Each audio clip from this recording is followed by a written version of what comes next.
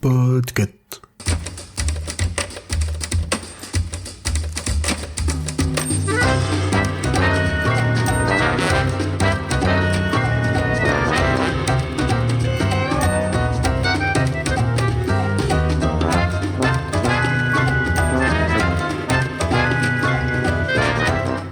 Bonsoir, je suis Pomme de Podcut et aujourd'hui je vais vous recommander un livre qui m'a tellement plu que j'aimerais bien être l'ombre de son héroïne, Juliette Nichols, pour qu'elle m'apprenne tout ce qu'elle sait, mais sans avoir à vivre cette vie quand même parce que c'est pas simple.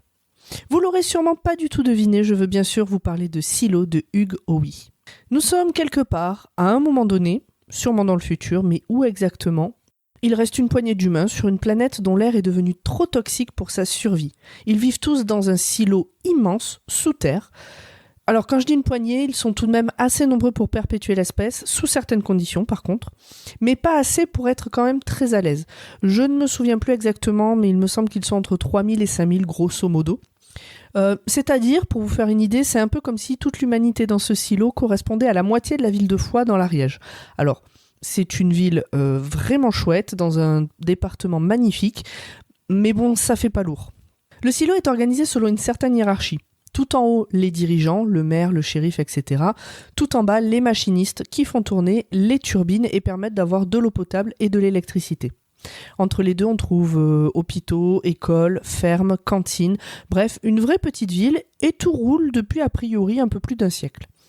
Il y a un tabou tout de même, il est interdit d'émettre l'hypothèse que peut-être il est possible de sortir. Et ce, depuis la dernière révolte qui a failli mener à la perte du silo. Malheureusement, c'est ce que fera Allison, la femme du shérif, et elle en subira les conséquences. Allison Baker, vous êtes accusée et condamnée pour avoir transgressé la règle cardinale de notre société. Toute demande de sortie du silo est accordée, mais est irrévocable.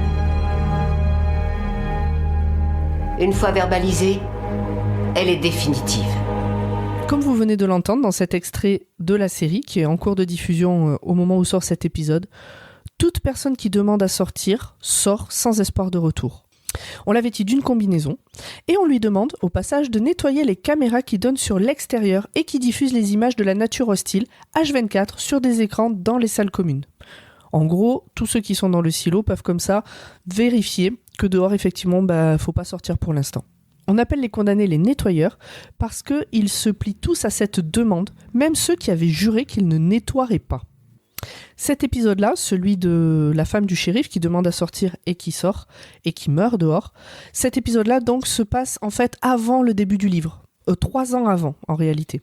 Au moment où le livre démarre, Holston, donc le shérif, n'arrive pas à faire son deuil et il se demande de plus en plus comment une femme aussi intelligente et terre à terre que son épouse a pu se mettre à crier au complot. Il en déduit qu'elle a dû trouver de vraies preuves que dehors il y a autre chose que ce qu'on leur montre et il se met à chercher lui aussi. Et puis, pourquoi elle a elle aussi nettoyé les caméras comme tous les autres condamnés avant elle ? Ça, c'est le pitch de départ. C'est le début du livre, je ne vous spoile rien en vous racontant ça. Donc ce livre, il est composé de 5 nouvelles qui, au début, suivent un personnage en particulier, ce qui nous permet de faire connaissance avec le silo, avec ses lois, ses coutumes, ses habitants, puis se concentre plutôt sur le personnage de la mécanicienne Juliette Nichols.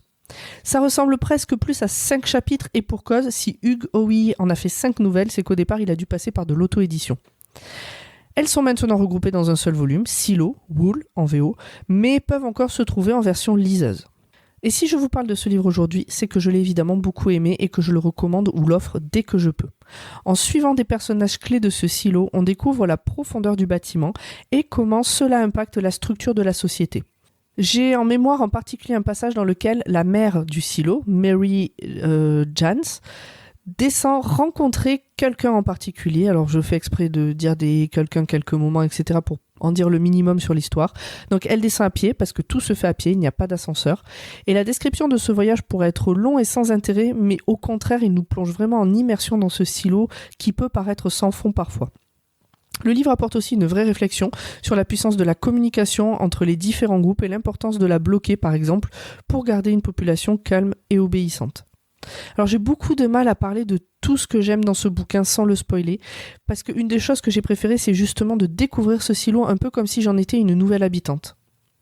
À propos de spoil, je dois vous parler de la série, dont vous avez entendu un extrait tout à l'heure. Au moment où sort cet épisode, la série est diffusée depuis 3-4 semaines. Il est donc peut-être un peu tard pour vous prévenir, mais je trouve que le trailer en dit trop sur l'histoire, le résumé de la série aussi d'ailleurs, donc si vous n'êtes pas encore allé voir, n'allez pas voir, enfin c'est le conseil que je vous donne en tout cas, n'allez pas voir, lisez d'abord le livre. Regardez d'ailleurs au pire la série sans non plus aller voir, lisez plutôt le résumé du livre si vraiment vous voulez un résumé quelque part.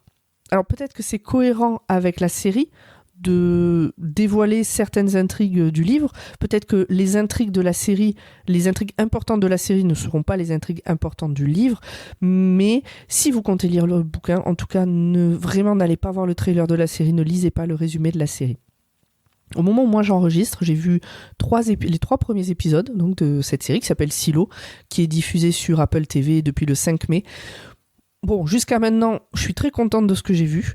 J'espère que ça va continuer. Mais on n'est pas là pour parler de la série, on est dans Choix-Pitre, on n'est pas dans Watchlist peut-être. On ne sait pas, peut-être que dans quelques semaines, vous aurez un Watchlist sur Silo, la série. Bon, on verra. Donc revenons-en au livre. Vous pouvez retrouver ce livre de 640 pages chez Actes Sud dans la collection Babel. Il est édité en français depuis 2014 et il a été traduit par Johan Gentric et Laure Manceau.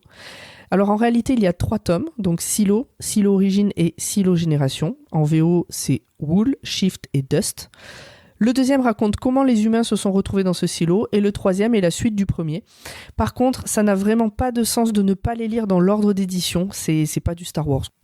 Si vous pouvez le lire comme vous voulez, mais je pense que c'est vraiment important de suivre l'ordre dans lequel l'auteur a écrit les bouquins. Pour l'instant, moi, en ce qui me concerne, je n'ai lu que les 2 premiers. Le troisième est dans ma pile à lire. Et même si je vous recommande de lire la trilogie, je pense que le premier se suffit à lui-même, si vous n'avez pas envie de vous lancer dans une série de plusieurs bouquins.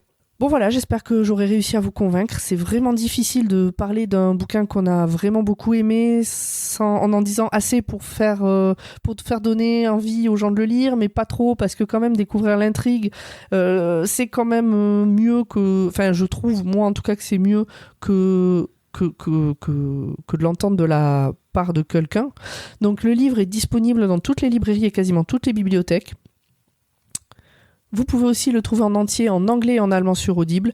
Et vous pouvez retrouver la première partie du tome 1 en français depuis le 3 mai de cette année. Et la partie 2 est prévue pour le 6 juin. Le bouquin est lu par Bertrand Pazos.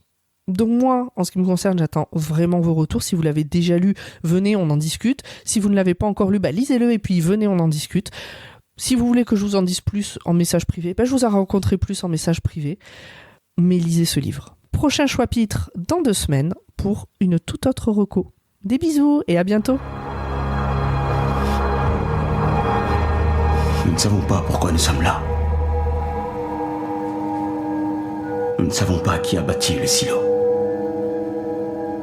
Nous ne savons pas pourquoi tout ce qui se trouve à l'extérieur du silo est ainsi. Nous ne savons pas quand nous pourrons sortir sans danger. Nous savons seulement que ce jour n'est pas aujourd'hui. Alison Becker.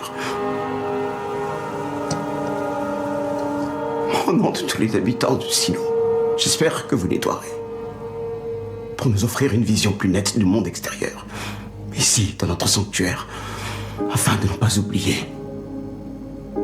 qu'ici nous sommes à l'abri et là-bas en danger. Choix-Pitre est un podcast du label Podcut. Vous pouvez découvrir les autres podcasts du label sur le site podcut.studio. Vous pouvez également nous aider en participant au Patreon. Pour nous donner votre avis, échanger avec nous, vous pouvez nous retrouver sur les réseaux sociaux ainsi que sur le Discord de Podcut. Choix-Pitre et Watchlist sont des podcasts participatifs. Si vous voulez à votre tour faire une reco, contactez-nous. Tous les liens sont dans la description de cet épisode.